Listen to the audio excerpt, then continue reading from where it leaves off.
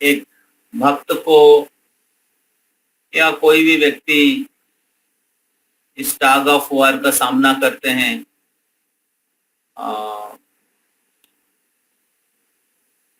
एक लड़ाई का सामना करते हैं उनके अनर्थों के साथ, विशेष करके लास्ट।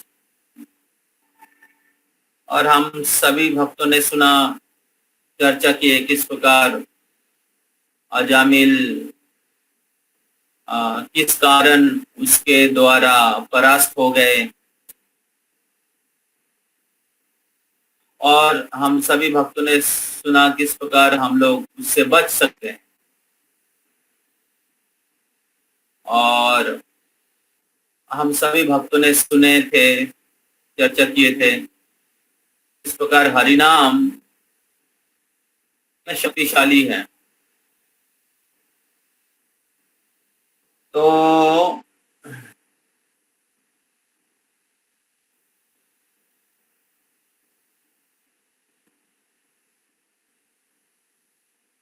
हरिनाम के शक्ति से अजामिल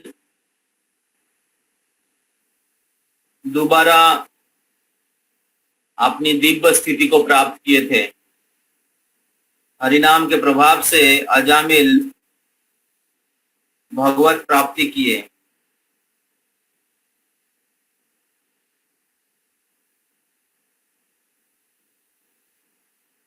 तो हरिनाम किस प्रकार माया से हमें बचा सकता है, हरिनाम हमें किस प्रकार इंद्रिय संयम करने की शक्ति प्रदान करते हैं, वो हम सभी भक्तों ने अजामिल के पास टाइम में हम लोगों ने श्रवण किया। तो इसलिए अगर हम लोग रेगुलर बेसिस में हरि नाम अच्छे से जप करेंगे, हम लोग माया के जो प्रकोप है उससे बच सकते हैं। माया हमेशा के लिए है, और अगर हम लोग सिंसियरली हरिनाम का आश्रय नहीं लेंगे तो माया के द्वारा हम लोग परास्त हो जाएंगे। माया के अलग अलग प्रकार के प्रलोभनों में हम लोग फंस जाएंगे। जैसे प्रभुपाद कहते हैं, spiritual life means war against maya. आध्यात्मिक जीवन मतलब क्या कहते हैं Prabhupada? War against maya. War against maya. तो वार अगेंस्ट माया। वॉइस के वीडियो को सीधा करिए, ठीक है? वॉइस के कैमरा को सीधा करिए।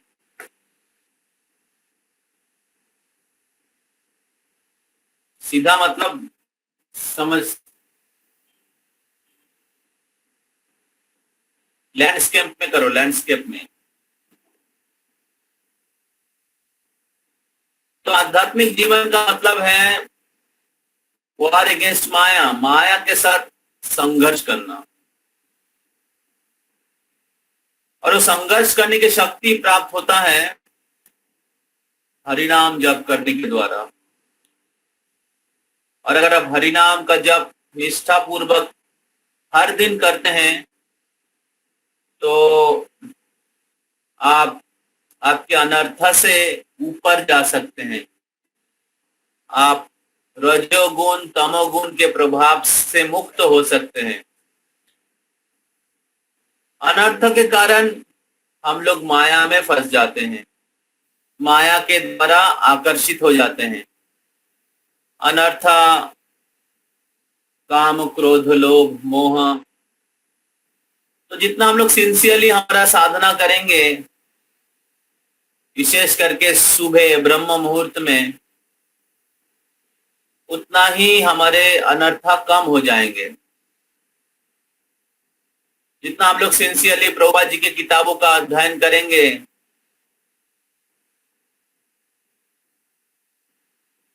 तो उतना ही हमारे बुद्धि शार्प होगा, उतना ही हम लोग माया या भक्ति के अलग अलग जो शत्रु है उसको पहचान पाएंगे। अगर हम लोग प्रभुपाद जी की किताबों को नहीं पढ़ेंगे तो आध्यात्मिक जीवन के जो अलग अलग शत्रु हैं उसको पहचान नहीं पाएंगे और वो हमें आक्रमण करेगा। तो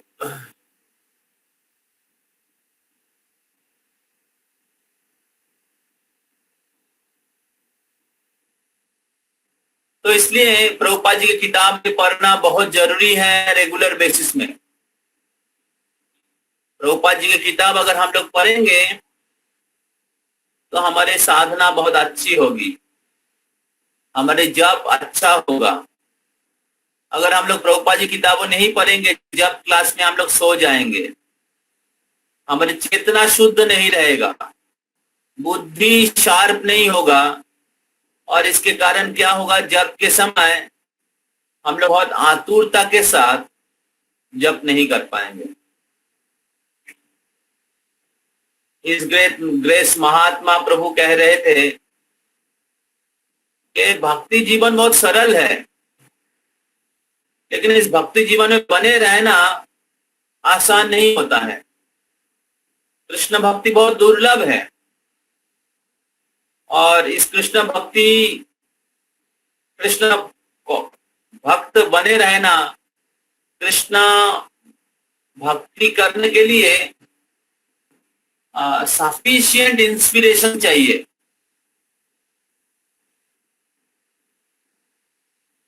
तो क्यों हम लोग भक्ति करना चाहते हैं? भक्ति करने से क्या बेनिफिट होगा? शुद्ध भक्ति करने से फायदा क्या है? भक्ति के महिमा, ये सारी चीज अगर हमारे पास हमेशा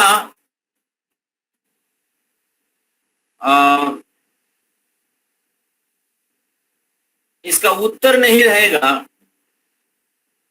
तो हमारे भक्ति में हम लोग निरुत्साहित हो जाएंगे, भक्ति में हम लोग ढीला ढाला हो जाएंगे, भक्ति में हम लोग कैजुअल हो जाएंगे और जब क्लास में सोएंगे और स्पिरिचुअल प्रैक्टिस हमारे लिए बर्डन हो जाएगा।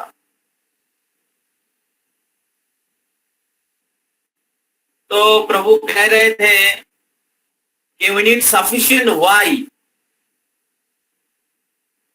to practice Krishna consciousness. Why I need to practice Krishna consciousness? Why I need to wake up early in the morning? Why I need to chant? Why I need to avoid Maya?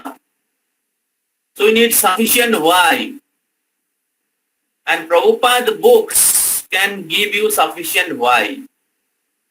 If you read Prabhupada books every day, you will get sufficient why I need to practice Krishna consciousness. Why I need to wake up early morning and chant my rounds. Why I need to follow 4 regulatory principles. Why human form of life is very, very rare. Why I need to associate with the devotees.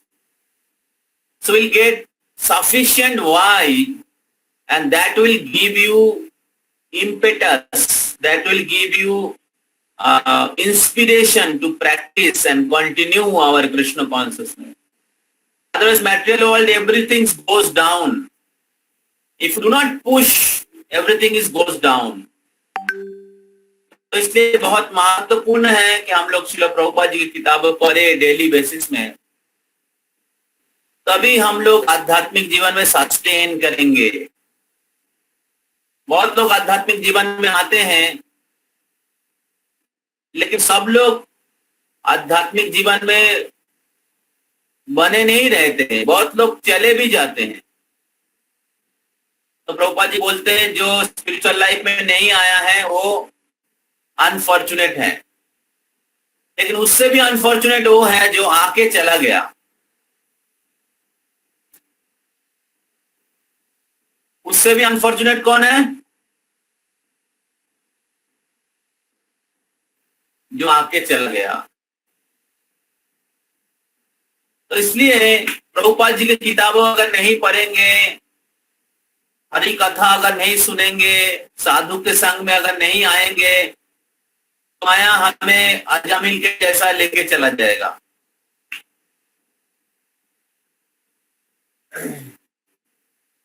तो इसलिए आध्यात्मिक जीवन में बहुत सारे sincere होना जरूरी है, और अलग अलग प्रकार के जो डिस्ट्रैक्शन है, डिविएशन है, इसको अवॉइड करना जरूरी है। जो अलग अलग प्रकार के जो डिस्ट्रैक्शन है, जो हमें कृष्ण से अलग कर देता है, माया में फंसाने वाला है, मोबाइल फोन के थ्रू हो, प्रजल्प के थ्रू हो, गॉसिप, माइंडेन गॉसिप के थ्रू हो, टाइम बर्बाद करने की थ्रू हो, रात को लेट नाइट सोना और दिन में नहीं उठना, इसके थ्रू हो, बैड एसोसिएशन के थ्रू हो, अलग अलग कारण हम लोग भक्ति में डिविएट हो सकते हैं, भक्ति से, जीवन के लक्ष्य से। तो इसलिए इस डिस्ट्रैक्शन को अवॉइड करने के लिए, डिस्ट्रैक्शन से बचने के लिए हमें अच्छे भक्तों की संग चाहिए और प्रभुपाद जी के किताबों का अध्ययन करना चाहिए। अगर प्रभुपाद जी के किताबों का अध्ययन करेंगे और अच्छे भक्तों के संग में रहेंगे, रेगुलर हियरिंग करेंगे, तो हमें सफिशिएंट इंस्पिरेशन मिलेगा भक्ति करने की और माया से अपने आप को बचाने की। बहुत लोग माया से खेलते हैं। माया से खेलने का अर्थ है कि सांप के साथ खेलना। समझ में आ रहा है? माया के साथ खेलने का अर्थ है जहरीला सांप के साथ खेलना। तो केवल मूर्ख व्यक्ति ही जहरीला सांप के साथ खेलेगा और निश्चित रूप से अपना जान गंवाएगा। तो इसलिए भक्ति जीवन बहुत कीमती है और हमारे भक्ति जीवन को रक्षा करना बहुत जरूरी है। तो इसलिए भक्ति जीवन को रक्षा करने के लिए हमारा रेगुलर साधना, चैंटिंग, विशेष करके सुबह प्रभुपाद जी की किताबों पढ़ना, अच्छे भक्तों के संग में रहना, लेक्चर सुनना, साधना कार्ड फिलअप करना, ये सब बहुत आवश्यक है, जो आपको डिस्ट्रैक्शन से बचाएगा और एब्जॉर्प्शन की तरफ लेके जाएगा। Destruction is opposite to absorption. So to be absorbed in bhakti, we need to avoid distractions. वैदिक युगों में लोगों को वन में क्यों भेजा जाता था? क्योंकि डिस्ट्रक्शन नहीं है, कोई भी डिस्ट्रक्शन नहीं है वन में। गुरु के आश्रम में आप आसानी से हरि कथा, हरि नाम, शास्त्र का अध्ययन, मंत्र उच्चारण, सेवा में, तपस्या में कोई व्यक्ति रत हो सकता है। अभी कलि युग में और भी शहरों में तो हर प्रकार के डिस्ट्रक्शन है। अभी तो सबके पास डिस्ट्रक्शन मशीन आ गया है, मोबाइल फोन। हरि बोल।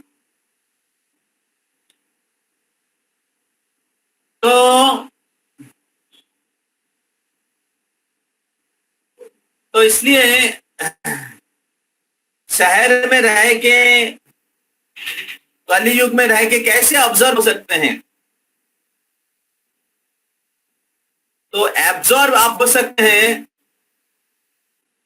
अगर आप प्रभुपाद जी के किताबों को पढ़ते हैं और आप बहुत ध्यान पूर्वक जप करते हैं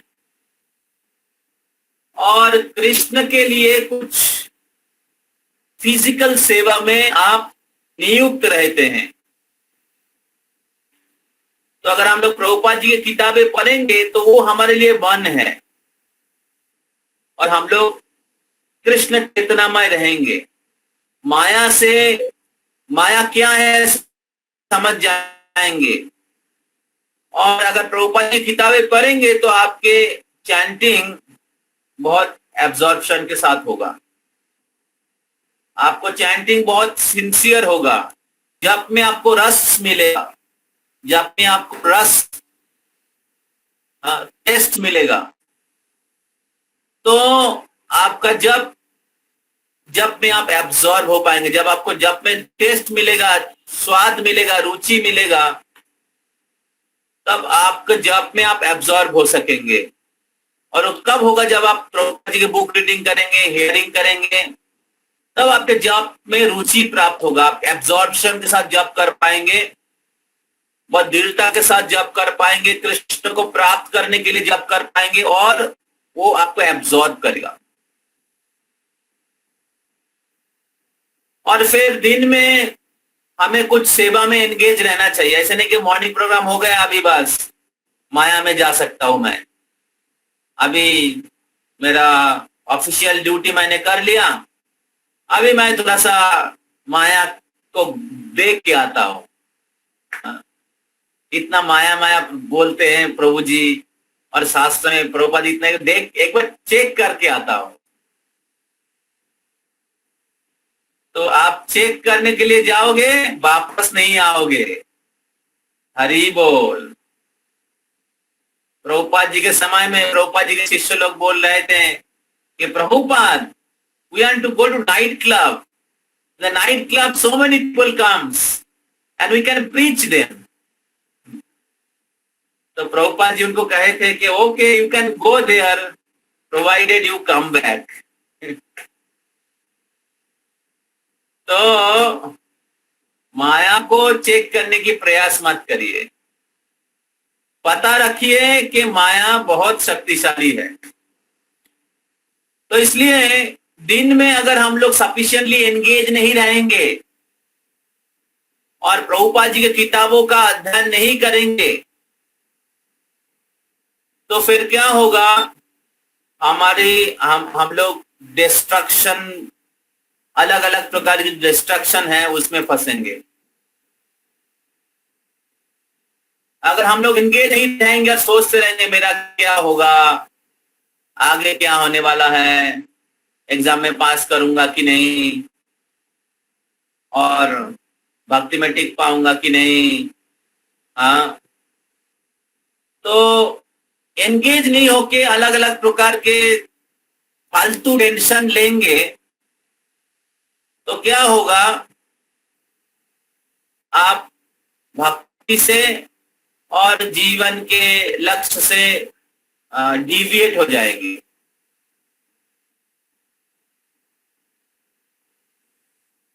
तो इसलिए प्रॉपर शेड्यूल बना के अपने आप को एंगेज करना बहुत जरूरी है। समझ में आ रहा है क्या बोल रहा हूं मैं? प्रॉपर शेड्यूल बना के अपने आप को एंगेज करना बहुत जरूरी है। स्पिरिचुअली हो या आपके मैटेरियल ड्यूटीज ही हो, दोनों को बैलेंस करके अपने आप को एंगेज करना बहुत ही जरूरी है। आपके स्टडीज हो या प्रभुपाद जी के बुक रीडिंग हो या सर्विसेज हो या आपकी वर्किंग लाइफ हो, ये सब बैलेंस करके अपने आप को एंगेज रखना बहुत जरूरी है।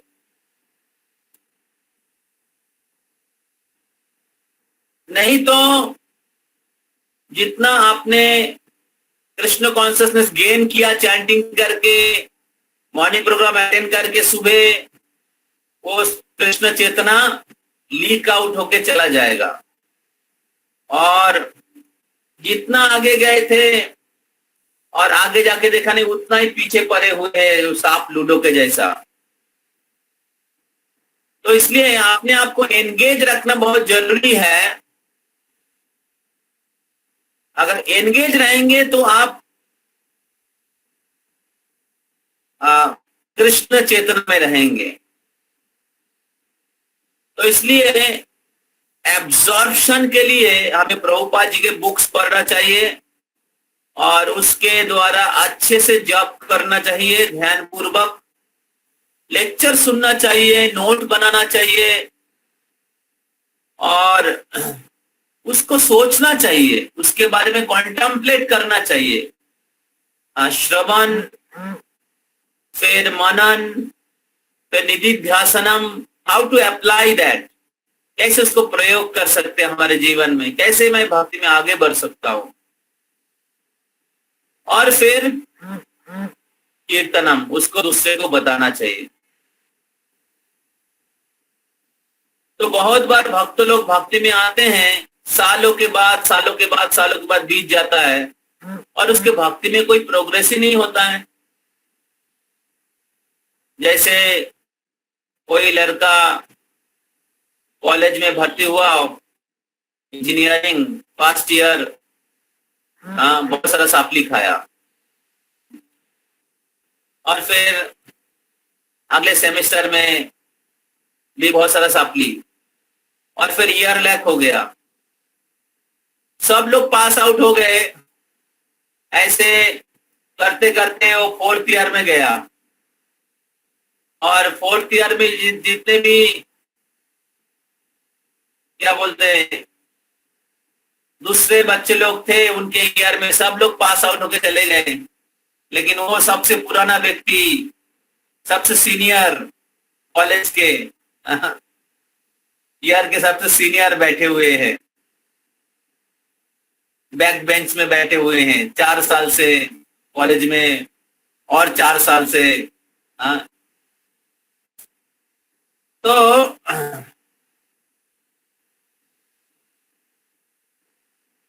तो उसी प्रकार बहुत बार आध्यात्मिक जीवन में भी वैसा ही होता है। आध्यात्मिक जीवन में आते हैं और हम लोग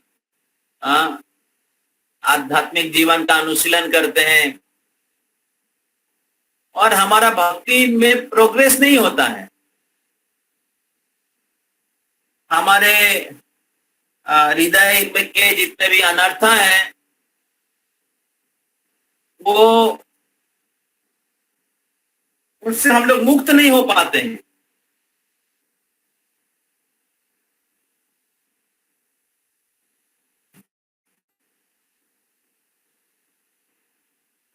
तो हमारे परिस्थिति वही के वही रह जाता है।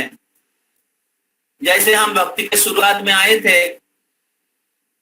उसी परिस्थिति में रह जाता है।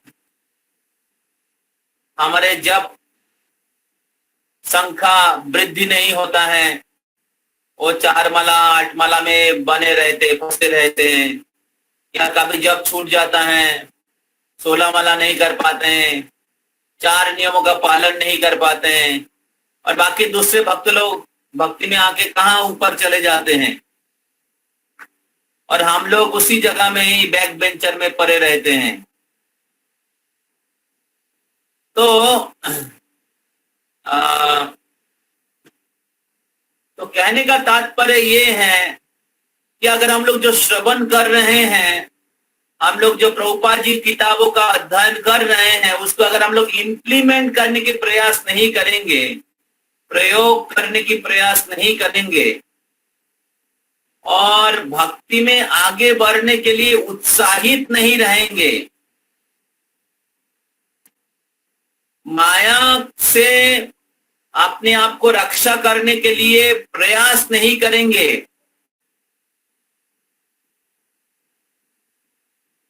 तो भक्ति में हमें प्रगति नहीं होगा।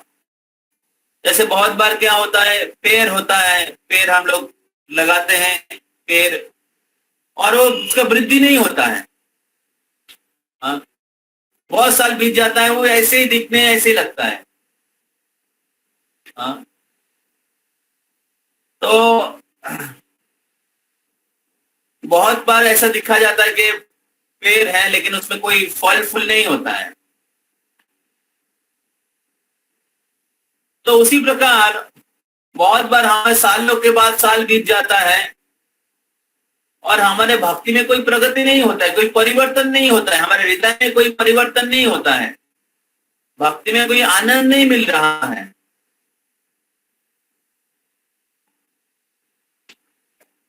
तो भक्तों के प्रति श्रद्धा हरि नाम में रुचि, हरि कथा में रुचि, ये सब जागृत नहीं हो रहा है।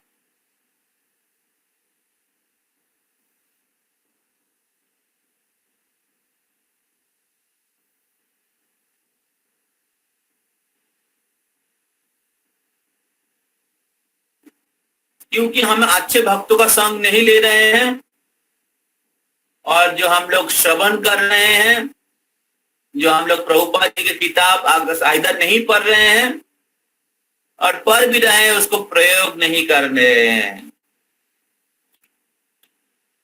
अगर आप अनइंटरेस्टेड डिवोटी, अनएंथुजियास्टिक डिवोटी का संग करेंगे तो आपका भक्ति भी धीरे धीरे कैजुअल हो जाएगा। तो इसलिए एसोसिएशन चुनना चाहिए।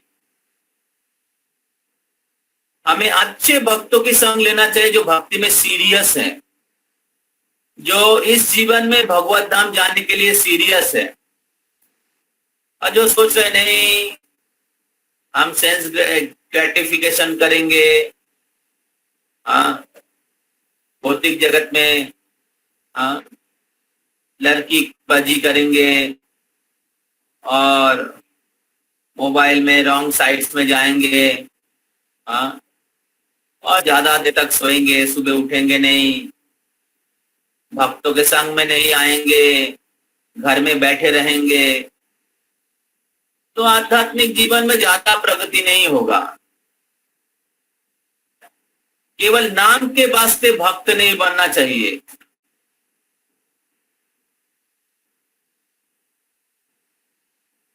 तो प्रभुपाद गृहस्थ थे, लेकिन गृहस्थ आश्रम में वो अपने भौतिक दायित्व पालन करते हुए सीरियस भक्ति कर रहे थे और उनके गुरु को संतुष्ट करने की प्रयास कर रहे थे।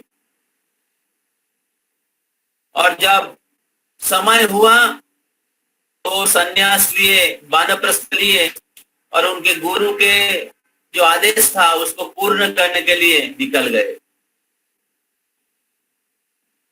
So this is serious devotee, जो जीवन में कुछ सही चीज प्राप्त करना चाहता है। जो नेगेटिव सोचते हैं हमेशा वो नेगेटिव चीज को ही प्राप्त करते हैं। बुद्धिमान व्यक्ति नेगेटिव ज्यादा सोचते नहीं है। जो सीरियस लोग वो नेगेटिव चीज को अवॉइड करते हैं और पॉजिटिव चीज में एंगेज रहते हैं। नेगेटिव चीज को अवॉइड करते हैं, जिसमें माया में फंस सकते, जैसे अजामिल ने फंसा, वो चीज को अवॉइड करके पॉजिटिव चीज में एंगेज रहते हैं।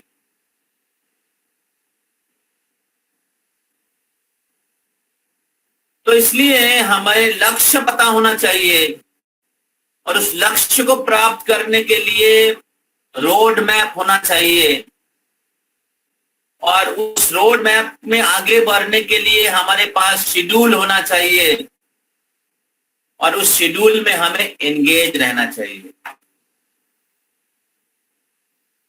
तो श्रील प्रभुपाद इस्कॉन के भक्तों के लिए लक्ष्य दिया, रोड मैप दिया, शेड्यूल दिया, and he have created sufficient engagement for the devotees of this Hare Krishna movement.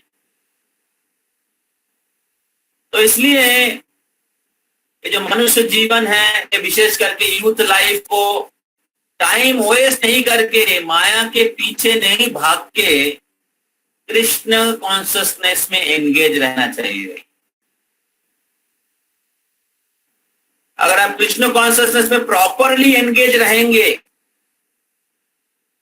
Good sadhana, good morning programme, reading, hearing, and day time you are engaged your duties and services of Krishna, then you can experience great happiness. You can experience great transformation in your life. मेरे को पता था, मैं जब भक्ति में नहीं था मैं कुछ नहीं करता था, घर में अपना कपड़ा भी नहीं धोता था और केवल खेलने के लिए जाता था और पढ़ाई करता था और कुछ नहीं करता था, बस सोता था, पढ़ाई, ठीक है, मोटा मोटी। लेकिन जब कृष्ण कॉन्शियसनेस में आया तो मैं देखा नेचुरली सेवा करने की जो इच्छा, एक्टिव होने की इच्छा हो रहा है।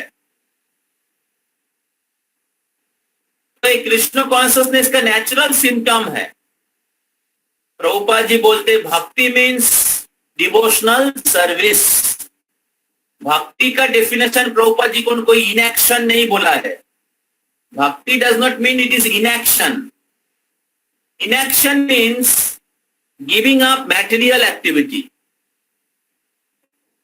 इनएक्शन का अर्थ है हम लोग जो भौतिक कार्यकलाप है उसको छोड़ते हैं। भक्ति का मतलब नहीं कि सब कुछ छोड़ देना। भक्ति का मतलब है कृष्ण की सेवा में एंगेज रहना, डिवोशनल सर्विस, नवविधा भक्ति, पंचांग भक्ति या प्रैक्टिकल डिवोशनल सर्विस में एंगेज रहना। ज्यादा नेगेटिव नहीं सोचना चाहिए। लाइफ में कुछ असुविधा होगा, सबके लाइफ में कुछ ना कुछ सुविधा होता है, शारीरिक या वर्किंग लाइफ में हो थोड़ा सुविधा रहेगा, या स्टडी लाइफ में हो। लेकिन उसके नेगेटिव सोचते हुए अगर आप अपने आप को सही तरीके से एंगेज नहीं किए spiritually, materially, you will not be able to achieve the goal. और बैक बेंचर के जैसे पीछे पड़े रहेंगे। जैसे क्लास में बैक बेंचर होके पढ़ाई नहीं करते हैं, मार्क्स आगे अच्छा नहीं होता है, सप्ली खाते हैं, पीछे पड़े रहते हैं और नए बच्चे लोग उसको देख के हंसते हैं, ये देखो 3 साल से एक ही क्लास में। उसी प्रकार स्पिरिचुअल लाइफ में भी आप पीछे पड़े रहेंगे। सो देयरफॉर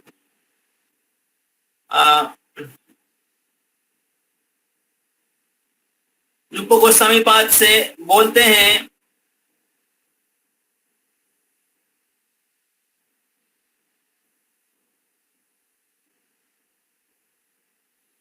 रूप गोस्वामी पाद बोलते हैं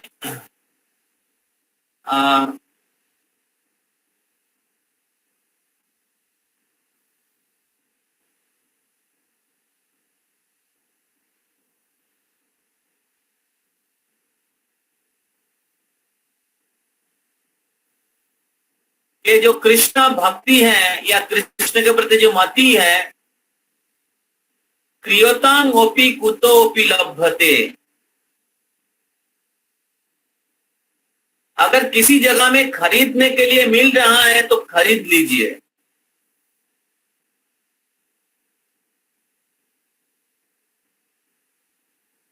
क्योंकि ये बहुत दुर्लभ है। अगर किसी जगह में खरीदने के लिए वो मिल रहा है तो तुरंत उसको खरीद लीजिए, क्योंकि बहुत ही कीमती है। ब्रह्मा, शिव, इंद्र, लक्ष्मी देवी, नारद मुनि, सबके लिए दुर्लभ है।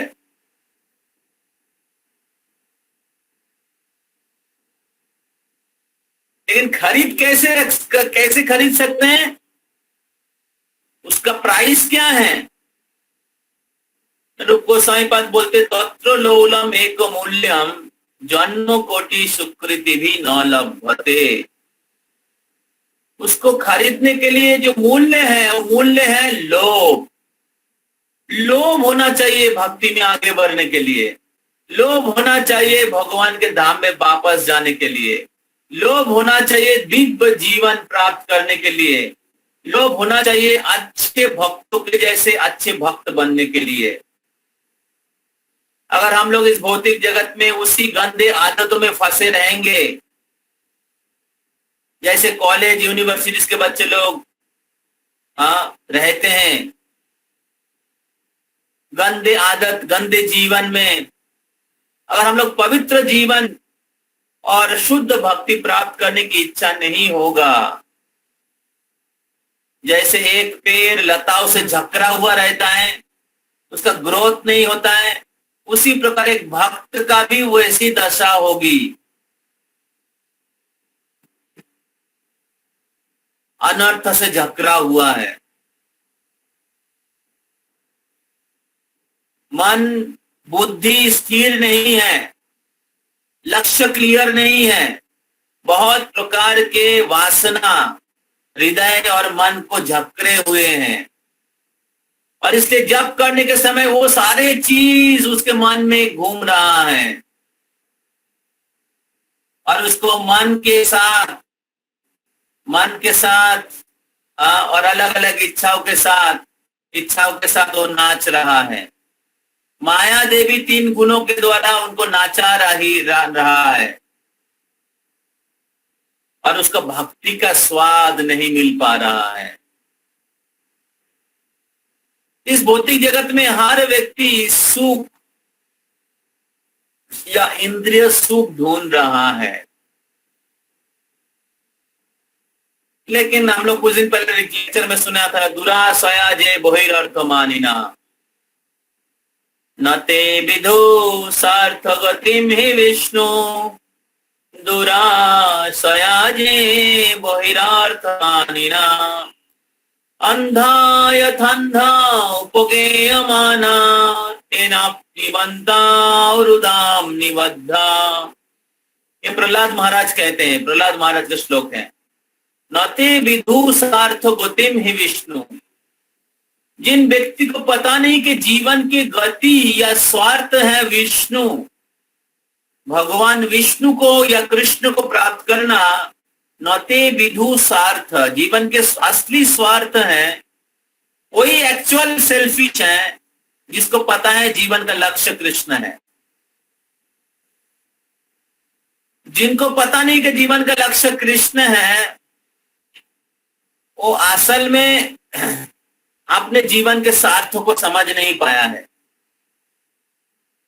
तो नते विदु सार्थ गतिम हि विष्णु, तो जिनको पता नहीं है कि जीवन का लक्ष्य है, स्वार्थ, असली स्वार्थ है, गति है विष्णु, वो दुराशया जे बहिरर्थमानिना, वो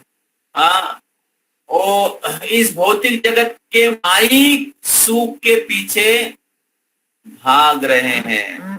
बहिरर्थमानिना, कृष्ण से बाहर होके दौड़ रहा है, जो आशा कभी भी पूरी नहीं होने वाला है। आशा पास शतो शतो बाधी छे हृदय ममो प्रवृत्त और मेरो तारे खेला। तो अलग अलग जीवन में अलग अलग हम लोग की आशा रहता है, और उसके लिए अलग अलग शरीर में हम लोग भ्रमण करते रहते हैं, उस आशा को, उस इच्छा को पूरी करने के लिए। इस प्रकार ये जो भौतिक आशा है हमारे बंधन का कारण है। भौतिक आशा जो है हमारे शरीर और नया शरीर में प्रवेश करने की कारण है।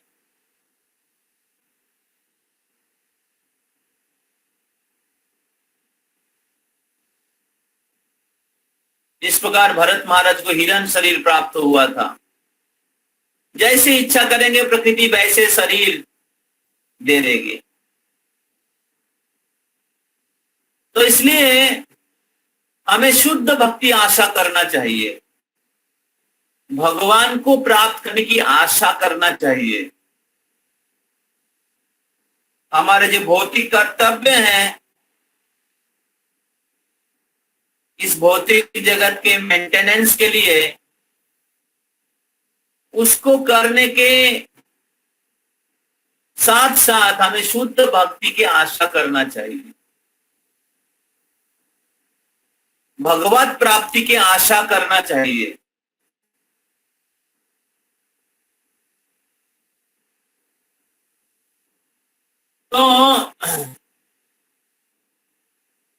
तो वो उसको कहते लोग। तो जिनको वो जीवन का लक्ष्य क्लियर नहीं है, वो अलग अलग भौतिक आशाएं करते रहते हैं जो कभी भी सेटिस्फाई नहीं होता है।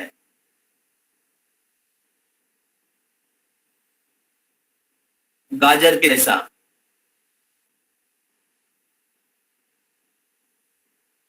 तो इसलिए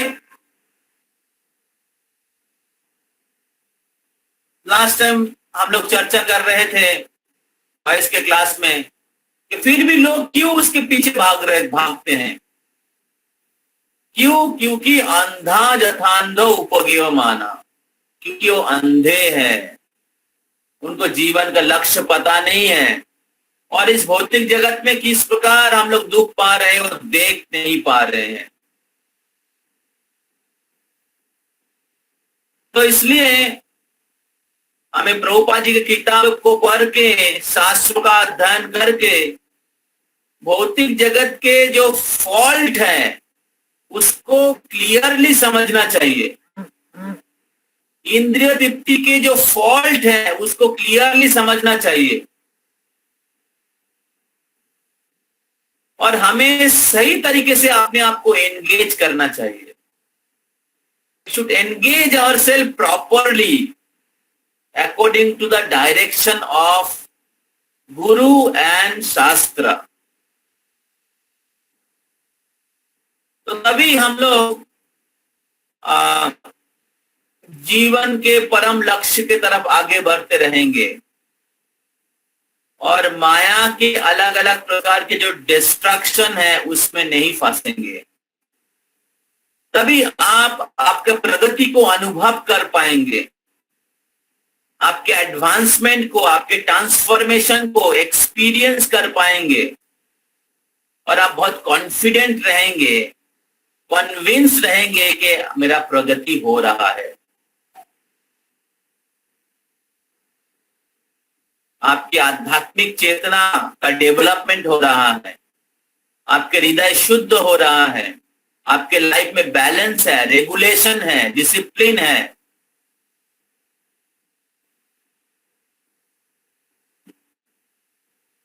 आप अपने आध्यात्मिक जीवन के जीवन में आगे बढ़ रहे हैं।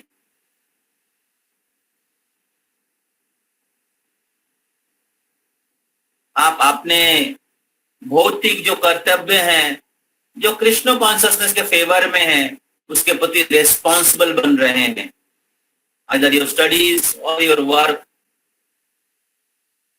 and you are doing some good service for Krishna।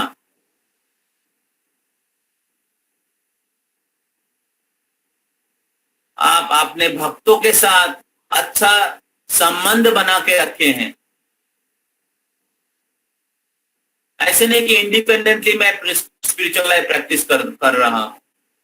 ऐसे बहुत लोग, विशेष करके आज के जमाने में यूथ लोगों के अंदर दिखा जाता है।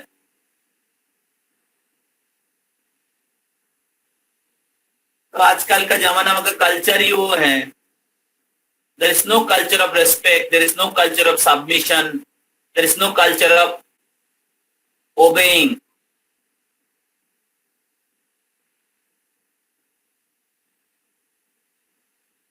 तो एजुकेशन सिस्टम ही वैसा ही है और वही चीज हमारे स्पिरिचुअल लाइफ में भी हम लोग फॉलो करते हैं, इंडिपेंडेंट मेंटेलिटी। और इस इंडिपेंडेंट मेंटेलिटी के कारण हमारे जो अनर्था है उसको हम लोग ओवरकम नहीं कर पाते हैं। इंडिपेंडेंट मेंटेलिटी के कारण हम लोग बार बार मिस्टेक करते रहते हैं। इंडिपेंडेंट मेंटेलिटी के कारण हमारे हृदय में जो गंदगी है, हमारे मन में जितने डाउट्स हैं, उसको भक्तों के पास ओपन नहीं कर पाते हैं और इसके कारण हम लोग भक्ति में लोनलीनेस फील करते हैं। भक्तों के संग में आनंद का अनुभव नहीं कर पाते हैं क्योंकि इंडिपेंडेंट मेंटेलिटी है और सोचते कैसे बताऊंगा, प्रभु क्या बोलेंगे, ये भक्त क्या बोलेगा, तब हमें गलत छोटा कब समझेंगे। तो ह्यूमिलिटी और सिंप्लिसिटी बहुत इंपॉर्टेंट है भक्ति में आगे बढ़ने के लिए। अगर ह्यूमिलिटी नहीं है तो भक्तों के पास हम लोग विनम्र नहीं हो पाएंगे, और सिंप्लिसिटी अगर नहीं है तो भक्तों के पास हमारे भक्ति के परिस्थिति या हमारे समस्या को एक्सप्रेस नहीं कर पाएंगे। तो फिर क्या होगा, हमारे भक्ति जीवन का जो समस्या है वो रह ही जाएगा। ऐसे नहीं कि हम लोग भक्ति शुरू करेंगे तुरंत शुद्ध भक्त बन जाएंगे, कोई प्रॉब्लम नहीं होगा, वो भावुकता है। कनिष्ठ अधिकारी स्तर में या भक्ति के शुरुआत में अलग अलग अनर्थता है से मुक्त होने के लिए हमें भक्तों की गाइडेंस चाहिए, गुरु की कृपा चाहिए। वही हम आखाति पृच्छति का अनुशीलन करना पड़ता है। आप लोग सब सुन रहे हैं ना, मैं बकबक कर रहा हूं केवल? नहीं प्रभु, सुन रहे हैं। हाँ प्रभु सुन रहे प्रभु, सुन रहे प्रभु जी। प्रभु जी सुन रहे हैं प्रभु जी। ओके, हरि बोल। तो इसलिए simplicity is very important to open our heart to devotee और सीनियर डिवोटीज, जो हमारे शुभ चिंतक हैं, जो हमारे शुभाकांक्षी हैं। तो ऐसे शुभ चिंतक, शुभाकांक्षी जो फिक्स्ड ऑफ डिवोटीज हैं, उनके पास हमारे हृदय को ओपन करना चाहिए। जो हमारे शुभ चिंतक हैं, जिनको कैपेसिटी है और नॉलेज है, एक्सपीरियंस है, मैच्योरिटी है, दूसरे को सही तरीके से, सुरक्षित तरीके से गाइड करने की। तो ऐसे भक्तों के पास हमें हमारे हृदय को ओपन करना चाहिए। सिंप्लिसिटी के ऑपोजिट है डुप्लिसिटी। तो आजकल के बच्चों में ये तो बहुत ही ज्यादा मात्रा में डुप्लिसिटी, दोस्तों के साथ डुप्लिसिटी करते हैं, पेरेंट के साथ डुप्लिसिटी करते हैं, बाहर में एक चीज दिखाते हैं, अंदर में दूसरा ही है। और कभी जो हमारे हृदय में जो प्रॉब्लम चलते हैं वो कभी दूसरे को बताते ही नहीं है, डुप्लिसिटी। और झूठ बोलना, और बहुत एक हो गया सिंप्लिसिटी और डुप्लिसिटी। और बहुत फॉल्स प्राइड है, एकदम फॉलो ही नहीं करना चाहते हैं, बात सुनना ही नहीं चाहते हैं, जो उसने तय किया वही करेंगे, जो मैं समझता हूं वही सही है। इस प्रकार की एटीट्यूड है, इसको बोलते प्राइड, फॉल्स प्राइड। तो इस मिथ्या अहंकार के कारण एक व्यक्ति आध्यात्मिक प्रतिपक्ष जो होते हैं या गुरु या भक्तों के पास झुक नहीं पाते। इसको बोलते स्टाबॉन। स्टाबॉन मतलब फॉलो नहीं करेंगे, ओबे नहीं करेंगे। तो भक्ति का प्रगति वैसा नहीं होता है। भक्ति का मार्ग जो है एक कृपा का मार्ग है।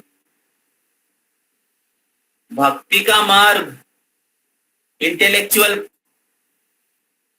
एक्सरसाइज से नहीं होता है। भक्ति का प्रगति शरणागति के द्वारा होता है। जैसे हम लोगों ने चर्चा किया था जीव गोस्वामी के बारे में।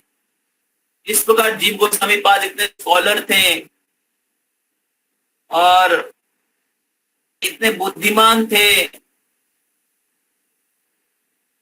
लेकिन जब उनके गुरु रूप गोस्वामी पाद ने उनको डांटा, उनको कहा कि आपने क्यों ऐसा किया है, आपकी योग्यता नहीं है वृंदावन में रहने की, आपने क्यों वल्लभ आचार्य को झूठ साबित किया, उन्होंने तो सही सलाह दिया था मेरे को, आपकी क्या अधिकार है, आपके ईगो को सेटिस्फाई करने के लिए आपने उनके साथ तर्क युद्ध किया, चले जाओ वृंदावन से। ऐसे एटीट्यूड से वृंदावन में नहीं रह सकते हो। और जीव गोस्वामी पाद इतने विनयी थे, बहुत पंडित थे और बेस्ट स्टूडेंट था, वाराणसी के न्याय शास्त्र के टॉपर था वो। वाराणसी टॉप प्लेस है, अभी भी वाराणसी में हिंदू यूनिवर्सिटी है जिधर सब लोग रिसर्च करते हैं, और उधर एक डिपार्टमेंट है, वाराणसी हिंदू यूनिवर्सिटीज में एक डिपार्टमेंट है, जीव गोस्वामी डिपार्टमेंट। जीव गोस्वामी आज के जमाना में according to the history the best scholar, उन्होंने 4 लाख श्लोक लिखा है। श्रीमद् भागवतम में केवल 18,000 श्लोक हैं, रामायण में कितना 19,000 है, शायद 20,000 ऐसा कुछ होगा। और जीव गोस्वामी पाद ने कितना श्लोक लिखा? 4 लाख। 4 लाख। सोचिए कितना किताब लिखे उन्होंने, कितने ज्ञान के भंडार है उनके पास। तो वो जीव गोस्वामी बिना कुछ आंसर देके जीव गोस्वामी पाद के जो चेस्टाइजमेंट है आशीर्वाद के रूप में लिया, और उन्होंने जो पनिशमेंट दिया, वृंदावन छोड़ के जाना पनिशमेंट है, चले गए और बहुत पश्चाताप कर रहे थे कि मैंने क्यों ऐसा किया। हालांकि जीव गोस्वामी पाद का ज्यादा कुछ दोष नहीं था, वल्लभाचार्य एक सेंस में वो गलती थे, और जीव गोस्वामी पाद उनके गुरु को संतुष्ट कर, गुरु की सम्मान को रक्षा करने के लिए वल्लभाचार्य को परास्त कर दिया, और वल्लभाचार्य मान भी लिए उनके पराजय। He also understood his mistake. लेकिन रूप गोस्वामी पाद को पसंद नहीं हुआ, क्योंकि रूप गोस्वामी पाद हाई कल्चर ऑफ रेस्पेक्ट, वो कोई भी क्यों ना हो, वो किसी के साथ तर्क में नहीं जाना चाहते थे। तो एटिकेट बहुत महत्वपूर्ण है फॉलो करना। चैतन्य महाप्रभु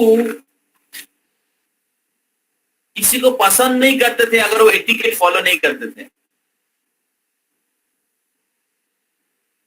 तो ये जो एटिकेट है, कल्चर है, सदाचार है, ये आजकल के जमाने में सिखाया नहीं जाता है। ना बचपन में हम लोग घर में सीखे हैं, ना स्कूल कॉलेज में सीखे हैं।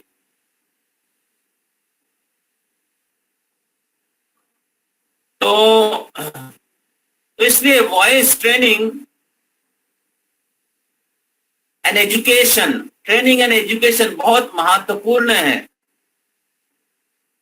और अगर आप भक्तों के संग में रहेंगे ही नहीं तो आपको क्या ट्रेनिंग एंड एजुकेशन मिलेगा। अगर आप सोचते कि मैंने बहुत कुछ सीख लिया है और हमें किसी के सामने झुकने की जरूरत नहीं है, किसी को फॉलो करने की जरूरत नहीं है, ऐसे मेंटालिटी अगर हमारे अंदर में रहेगा तो हम लोग, हमारे जो मिथ्या अहंकार है बेंड नहीं होगा। मिथ्या अहंकार को बेंड करना और सही अहंकार, दास भावना को प्राप्त करना जरूरी है, नहीं तो भक्ति के मार्ग में आगे नहीं बढ़ पाएंगे। False ego is the root of all अनर्था।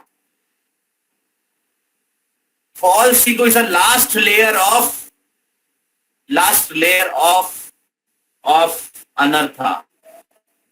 और बाकी जितने भी अनर्था हैं, काम, क्रोध, लोभ, मोह, वो फॉल्स ईगो के पीछे रहता है। फॉल्स ईगो प्यूरिफाई हो जाएगा तो सब प्यूरिफाई हो जाएगा। तो फॉल्स ईगो को प्यूरिफाई होने के लिए गुरु और वैष्णवों की दास बनना जरूरी होता है। सारिया वैष्णव सेवा, कौन बोलेगा बाकी? सेकंड लाइन क्या है? सारिया वैष्णव सेवा, किसको पता है? किसी को पता नहीं। सारिया वैष्णव सेवा निस्तार पाइयाचे केबा। तो बिना वैष्णव को या श्री गुरुदेव को संतुष्ट करके हम लोग इस भौतिक जगत के माया से निस्तार नहीं प्राप्त कर सकते। तो इसलिए humility and gratitude, gratitude is the solution और मेडिसिन फॉर ऑल द अनर्थास। अगर हम लोग कृतज्ञ रहेंगे श्रील प्रभुपाद, गुरुदेव और वैष्णव भक्त लोगों को, जिन्होंने हमारे लाइफ में बहुत कंट्रीब्यूट किया है, ऐसे भक्तों के पास अगर हम लोग कृतज्ञ रहेंगे, विनयी रहेंगे, तो उनकी कृपा आशीर्वाद का बरसात होगा।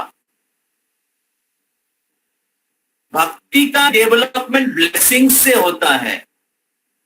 अगर किसी वैष्णव भक्त लोग, गुरु वृंद हमारे ऊपर संतुष्ट हुए, प्रसन्न हुए, हमारे व्यवहार, हमारे आचरण, हमारे एटिकेट, हमारे respect, attitude of respect, culture of respect देख के, तो उनकी आशीर्वाद हमारे ऊपर, बोलेंगे ये लड़का कितना अच्छा है, कितना विनयी है, कितना हम्बल है, और इनको पता है कि कैसे व्यवहार करना चाहिए दूसरे को, तो आपके ऊपर आशीर्वाद हो जाएगा। और भगवान आपके इस प्रकार व्यवहार देख के प्रसन्न होंगे।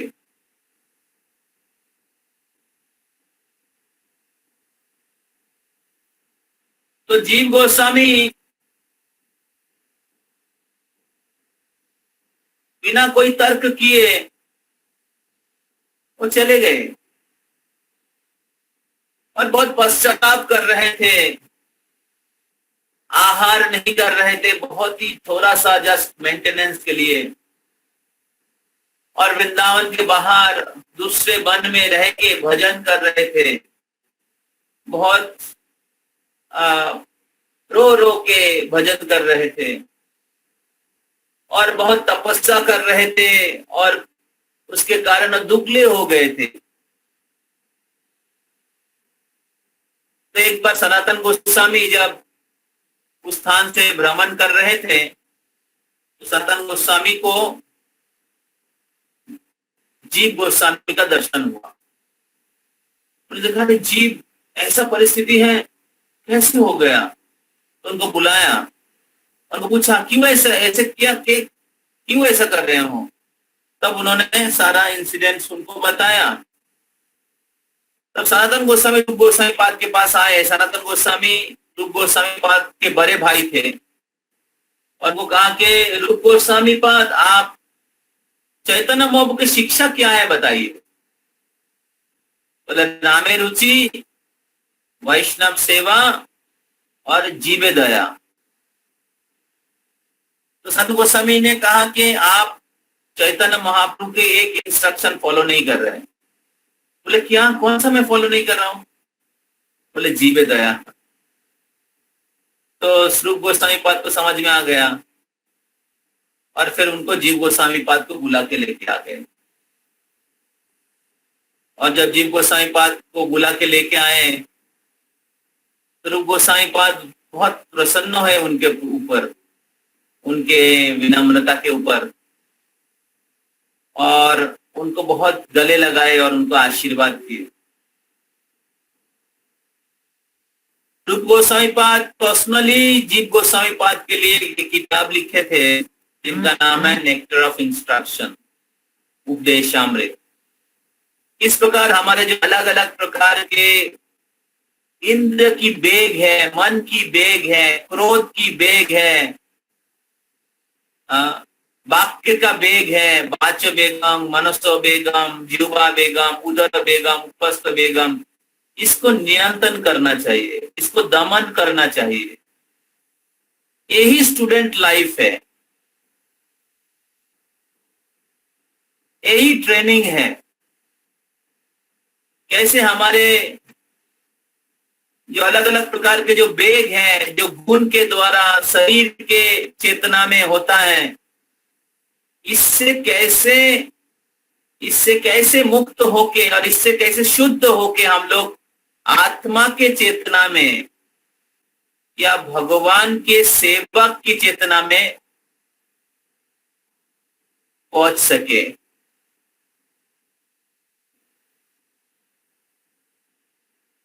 तो इसलिए एक भक्त को अपने भक्ति जीवन को ऑब्जर्व करना चाहिए, अपने स्पिरिचुअल प्रैक्टिस को ऑब्जर्व करना चाहिए कि how my progress is taking place, how my training is taking place, how my practices are going on, how much I become free from the urges of tongue, belly, genitals, the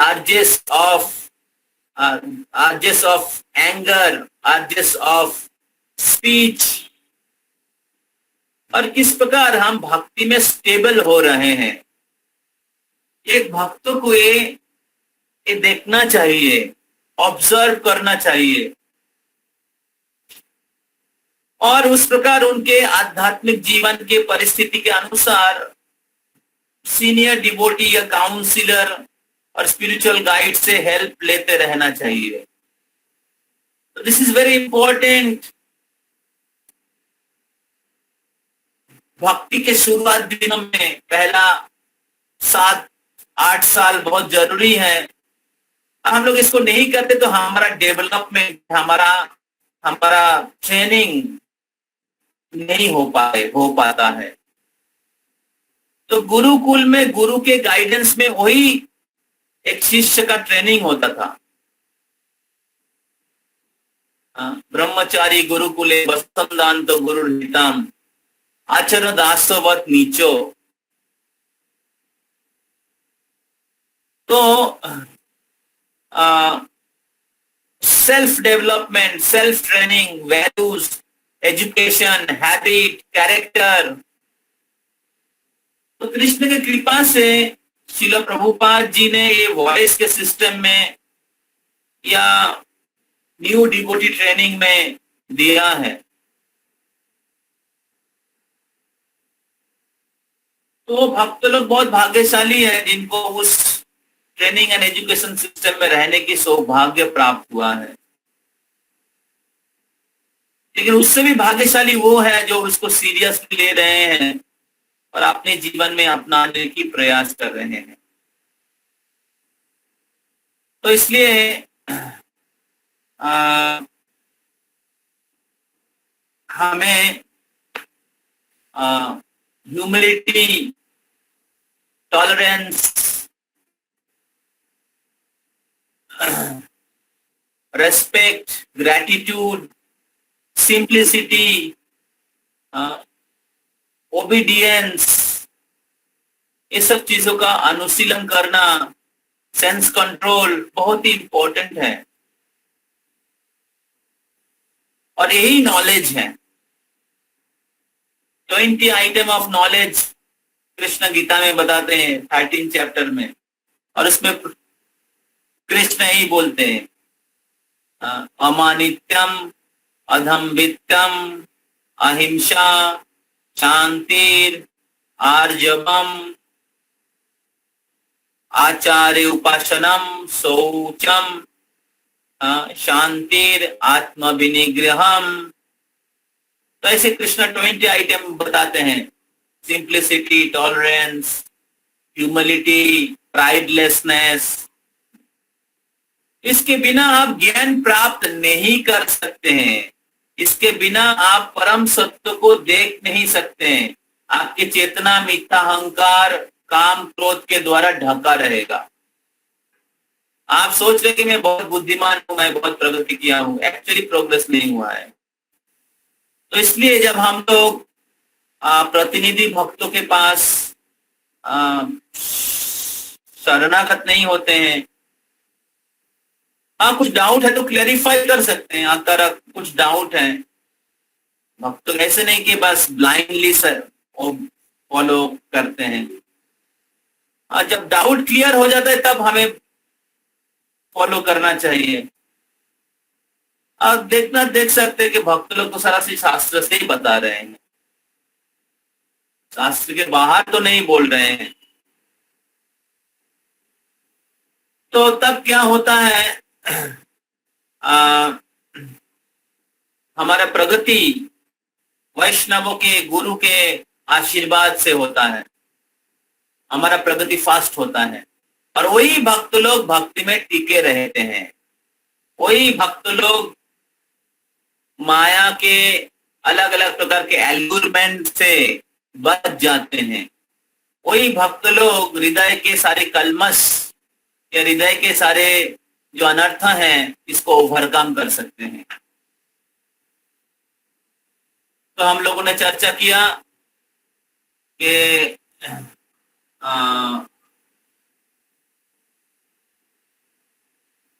किस प्रकार कृष्ण भक्ति बहुत दुर्लभ है और उसको प्राप्त करने के लिए लोभ होना चाहिए। अगर लोभ नहीं है तो बहुत साल बीत जाएगा भक्ति में और हम लोग प्रगति नहीं कर पाएंगे। हम लोग बैक बेंचर स्टूडेंट के जैसे अनएंथुजियास्टिक बने रहेंगे और हमारे जीवन का कोई ट्रांसफॉर्मेशन नहीं होगा। हम लोगों ने चर्चा किया किस प्रकार भक्ति जीवन में बहुत सारा डिस्ट्रक्शन होता है। मैटेरियल वर्ल्ड में बहुत कुछ डिस्ट्रक्शन होता है। वैदिक युग में बच्चे लोगों को गुरुकुल में भेजा जाता था, वन में, क्योंकि उधर कोई डिस्ट्रक्शन नहीं तो एब्जॉर्प्शन हो सकता है। तो डिस्ट्रक्शन बहुत सारा है विशेष करके हमारे अनर्थों के कारण। और कली युग में सारे जो कॉलेज यूनिवर्सिटी के बच्चे लोग हैं ये सारे गंदे आदतों गंदे चीजों में ही रमते हैं। तो अगर हम लोग प्रभुपाद जी की किताबें नहीं पढ़ेंगे और ध्यान पूर्वक जप नहीं करेंगे और बाकी दिन में हम लोग प्रॉपर शेड्यूल बना के हम लोग अपने आप को एंगेज नहीं रखेंगे तो अलग अलग प्रकार के डिस्ट्रैक्शन से भक्ति से दूर चले जाएंगे। बहुत लोग भक्ति में आते हैं लेकिन सब लोग भक्ति में बने नहीं रहते हैं क्योंकि माया के अलग अलग एलुरमेंट के द्वारा वो भक्ति से भ्रमित हो जाते हैं और भक्ति में कभी स्टेबल नहीं हो पाते हैं। तो इसलिए भक्ति में स्टेबल होने के लिए proper engagement and absorptions are required. So when you are absorbed, you experience higher tastes.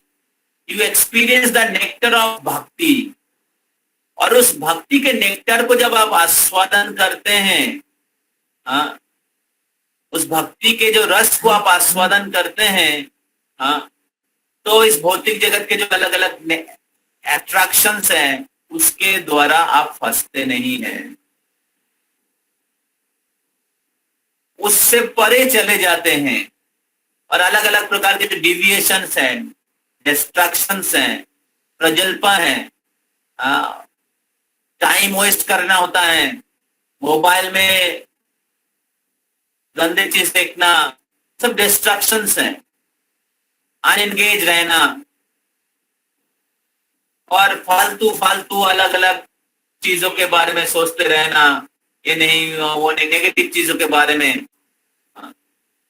instead of thinking negative, we should engage in positive activity of भक्ति। तो इसके ऊपर हम लोग चर्चा किए और फिर लास्ट में हम लोग चर्चा किए कि किस प्रकार हमारे हमारे इनर डेवलपमेंट होना चाहिए, और उसके लिए दो चीज मैंने कहा, सिंप्लिसिटी एंड ह्यूमिलिटी। तो simplicity will help you to express yourself to the devotees. अपने हृदय के जितने भी समस्या हैं या अनर्थ हैं उसको सीनियर डिवोटीज के पास एक्सप्रेस कर पाएंगे, और उसके द्वारा आप सीनियर डिवोटी से गाइडेंस प्राप्त करेंगे। और इस प्रकार हम लोग डुप्लीसिटी से बाहर निकल सकते हैं। दिखावटी से जैसे बाहर में वही चीज चलता है, सब लोग तो नोइंगली डुप्लीसिटी करते हैं, और दूसरा अननोइंग मतलब क्या बोलते हैं, बोलते एक और अंदर में दूसरा एक होता है। और दूसरा है ह्यूमिलिटी, ओबीडियंस। तो ह्यूमिलिटी नहीं होगा तो हम लोग आदेश को पालन नहीं कर पाएंगे, और हम लोग भक्तों को जो आध्यात्मिक कर्तृपक्ष हैं या गुरु के प्रतिनिधि होते हैं, उनके आदेशों का पालन नहीं कर पाएंगे। और उसके संदर्भ में हम लोग जीव गोस्वामी पाद के उदाहरण चर्चा किए। इस प्रकार जीव गोस्वामी पाद रूप गोस्वामी पाद के आदेशों के अनुसार बहुत स्कॉलर थे, बुद्धिमान थे, योग्य थे, लेकिन बहुत विनम्रता के साथ उन्होंने आचरण किया, और इसलिए जीव गोस्वामी पाद इतने बड़े स्कॉलर बने। क्योंकि उन्होंने रूप गोस्वामी पाद जैसे महान भक्तों के आदेशों का पालन किया। तो बाद में रूप गोस्वामी पाद जीव गोस्वामी पाद के लिए खुद उन्होंने एक विग्रह बना के दिए, जिनका नाम है राधा दामोदर। राधा दामोदर मंदिर जिधर श्रील प्रभुपाद जी रहते थे, रह के किताबों का रचना किए थे, और राधा दामोदर मंदिर में जो राधा दामोदर विग्रह है, रूप गोस्वामी पाद अपने हाथ में खुद बना के जीव गोस्वामी पाद को दिए थे। क्योंकि जीव गोस्वामी पाद इतने ट्रस्टवर्दी डिसाइपल थे। ट्रस्टवर्दी डिसाइपल को ही गुरुदेव उनके हृदय के चीज देंगे। अगर आप ट्रस्टवर्दी नहीं है तो कैसे आप गुरु के कृपा आशा कर सकते हैं। आज के जमाना में अगर सिचुएशन हम लोग ट्रस्टवर्दी नहीं रहेंगे और जो भी चीज छीन के लेंगे, तो ऐसे नहीं होता है। तो हमें एक विश्वस्त सेवक या शिष्य बनने की प्रयास करना चाहिए। जब हम लोग विश्वस्त शिष्य या सेवक बनने की प्रयास करते हैं श्री गुरुदेव श्रील प्रभुपाद और उनके प्रतिनिधि भक्तों का, तो हमारी भक्ति में एक्चुअल डेवलपमेंट होता है। हम लोग एक्चुअली भक्ति के सही मार्ग में आगे बढ़ रहे हैं, सही रास्ते पे चल रहे हैं। तो इसलिए रूप गोस्वामी पाद ने जीव गोस्वामी पाद के लिए रियल डेवलपमेंट के लिए उन्होंने ये उपदेशामृत बुक लिखा, और वो बुक हम लोग आप सभी के लिए मई महीने में हम लोग शुरू करने वाले हैं। हरि बोल। तो सबसे महत्वपूर्ण बुक है, तो आप सब लोग पढ़िए और प्रैक्टिस करिए। तो कल से वैशाख महीने का शुरुआत हो रहा है। शास्त्र में कहा गया है कि जैसे कार्तिक महीना पवित्र है, उसी प्रकार कार्तिक महीने के जैसा ही वैशाख महीना भी बहुत ही पवित्र है। तो किसी किसी जगह में कार्तिक महीने को श्रेष्ठ कहा गया है, किसी किसी जगह में वैशाख महीने को श्रेष्ठ कहा गया है। तो वैशाख महीना क्यों श्रेष्ठ है? क्योंकि वैशाख महीने में बहुत सारे दिव्य लीलाएं, भगवान की बहुत सारे दिव्य लीलाएं और उत्सव होता है या हुआ है। इस वैशाख महीने में भगवान श्री रामचंद्र प्रकट हुए हैं। इस वैशाख महीने में भगवान श्री नरसिंहदेव प्रकट हुए हैं। इस वैशाख महीने में अक्षय तृतीया आता है। अक्षय तृतीया के दिन गंगा जी का आविर्भाव हुआ है। अक्षय तृतीया के दिन महाभारत का रचना हुआ है। अक्षय तृतीया के दिन द्रौपदी को अक्षय पात्र प्राप्त हुआ है। अक्षय तृतीया के दिन सत्य युग का शुरुआत हुआ है। अक्षय तृतीया के दिन परशुराम का आविर्भाव तिथि है। तो ऐसे बहुत सारे चीज, जो भी आप आध्यात्मिक कार्य करते हैं, अक्षय हो जाता है, इसका कोई क्षय नहीं है। तो और इस वैशाख महीना हालांकि बहुत गर्मी है, लेकिन बहुत सारे उत्सव होता है। फिर बोट फेस्टिवल होता है, फिर सलील विहार होता है। भगवान के विग्रहों को अलग अलग प्रकार से उनको प्रसन्नता विधान करने के लिए गर्मी के समय चंदन यात्रा होता है। माधवेंद्रपुरी चंदन लाए थे। गदाधर पंडित जो राधा रानी के प्रकाश हैं, उनके आविर्भाव तिथि है। तो ऐसे बहुत सारे पवित्र उत्सव और लीलाएं इस महीने में हुआ है, और इसलिए ये महीना भगवान के बहुत प्रिय है।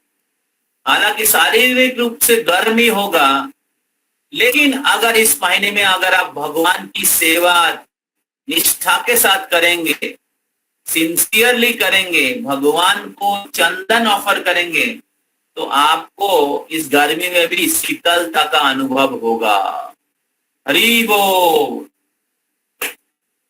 तो इसलिए जैसे कार्तिक महीने में भक्ति करते हैं, कार्तिक महीने में अगर कोई भी आध्यात्मिक कार्य करने से 100 गुना ज्यादा बेनिफिट होता है, उसी प्रकार इस वैशाख महीने में भी कोई व्यक्ति अगर भगवान की भक्ति अच्छे से करते हैं, उनको 100 गुना ज्यादा बेनिफिट होता है। हरि बोल। तो इसलिए काल पहला वैशाख है, वैशाख महीने का पहला दिन है। बंगाली कैलेंडर का न्यू ईयर है। हम लोग का न्यू ईयर कुछ दिन पहले हुआ है, महाप्रभु के आविर्भाव दिन। तो इस वैशाख महीने जो है आध्यात्मिक महीना है, इसका बेनिफिट लीजिए और अच्छे से भक्ति करिए, ज्यादा संख्या में जप करिए। विशेष करके हिजगज पंकज जांगरी प्रभु का तबीयत खराब है, तो आप सभी भक्तों से रिक्वेस्ट है, आप लोग नरसिंह देव से प्रार्थना करिए। नरसिंह देव के हेड पुजारी हैं पंकज जांगरी प्रभु। 1970 से सेवा कर रहे हैं, प्रभुपाद जी के शिष्य हैं। तो महान भक्त हैं, उनके बहुत कंट्रीब्यूशन है इस्कॉन के मूवमेंट के लिए। तो please pray for Prabhu ji, because उनके प्रेजेंस हम सभी भक्तों के लिए, हम सभी भक्तों की प्रगति के लिए जरूरत है। और आप चाहे एक्स्ट्रा माला जप कर सकते हैं और उसको सबमिट कर सकते हैं। एक लिंक मैंने भेजा था, मैंने सीनियर ग्रुप भेजा है केवल, तो आप एक्स्ट्रा माला चैंटिंग कर सकते हैं। तो करना चाहते तो मेरे को बताइए, मैं आपको लिंक शेयर कर दूंगा। तो और इस वैशाख महीना का फायदा उठाइए। तो कल अच्छा दिन है, कल से तो आप लोग और अच्छे से चैंटिंग, रीडिंग, हियरिंग और प्रॉपर एंगेजमेंट, आपका प्रॉपर शेड्यूल